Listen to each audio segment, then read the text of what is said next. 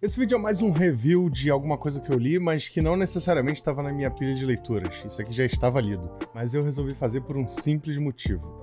O quadrinho de hoje é esse aqui, desse vídeo, Nimona, porque obviamente estreou agora na Netflix o filme de animação, é uma adaptação oficial baseada nisso aqui. Pra quem não se lembra, pra quem não conhece a história, essa adaptação de filme, ela estava em produção há muitos anos pela Fox, só que aí quando a Disney comprou a Fox, né, e aí teve todo aquele rolo de personagens da Marvel, não sei o que, a Disney descartou uma série de animações e projetos que estavam em andamento pela Fox, um deles era esse filme de Nimona. E aí, pra alegria dos fãs, a Netflix foi lá e resgatou, em parceria com outros estúdios, e resolveu produzir a adaptação que foi lançada agora há poucos dias, disponível no Netflix do mundo todo, inclusive no Brasil. Pra quem não conhece, Nimona é uma graphic novel escrita e desenhada por N.D. Stevenson, que é um homem trans, que lançou em 2015 essa história. E o enredo de Nimona conta a história da personagem que dá o nome, né, a história, que é essa menina, que é essa pessoa aqui no meio, que tem o poder de se transformar e de assumir formas de qualquer outra pessoa, até de outros monstros. E aí, nessa história, a gente tem a participação de duas figuras centrais muito importantes, que aqui no quadrinho chama o Lord Ballister Coração Negro e o Sir Oropelvis. Originalmente eles são um casal, esses dois, só que eles se desentendem e se tornam ex-namorados e passam a ser rivais.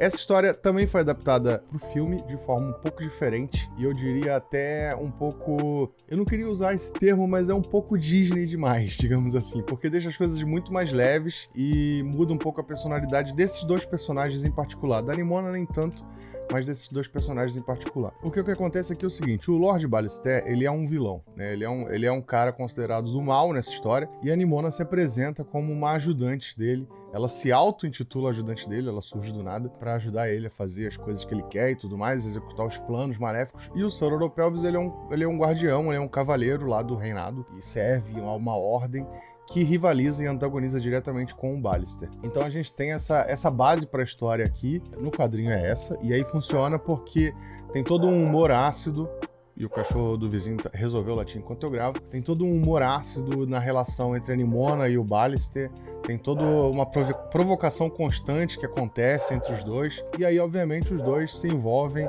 nas tramas do reino e tentam prejudicar as pessoas, né, e realizar seus próprios planos, enquanto o Oropelvis e toda a guarda lá e os cavaleiros tentam impedir esses planos. É uma história bem simples, é uma história bem interessante, gostosa de ler. O traço é bem simpático, tem um traço bem estilizado, bem bonitinho. Muitos desses elementos no filme eu acho que acabaram sendo meio que pasteurizados, né?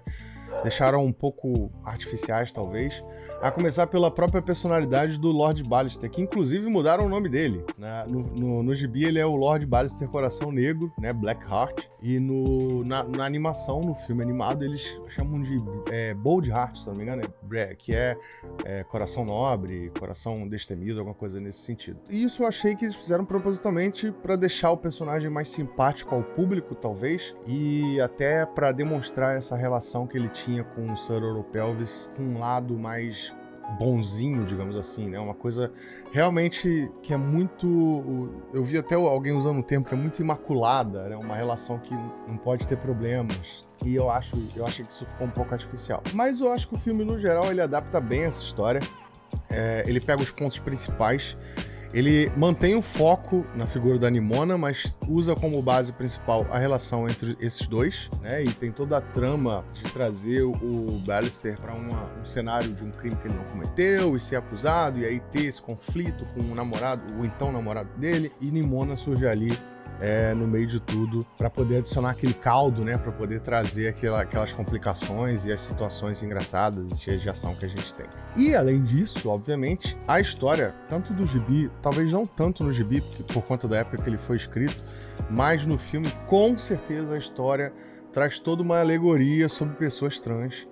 A Nimona, a todo momento, quando o Ballister fica quando ele conhece ela, ele fica por um bom tempo perguntando o que ela é, o que você é, quem você é uma menina, você é uma criatura, você é um monstro. E ela só responde que ela é Nimona, basicamente é isso, ela é uma pessoa e ela é Nimona. E aí tem toda essa, tem muitas questões que traçam paralelos claros à vida de pessoas trans, que não são aceitas na sociedade, que sofrem com pessoas que não querem entender o que elas são, não entendem essas transformações que essas pessoas têm ao longo de sua vida e sua própria jornada, e como essas pessoas convivem com essas formas que elas assumem, essas formas que elas passam, essas formas que elas transitam, de uma forma para outra. E isso eu achei muito legal, isso eu achei muito bem trabalhado.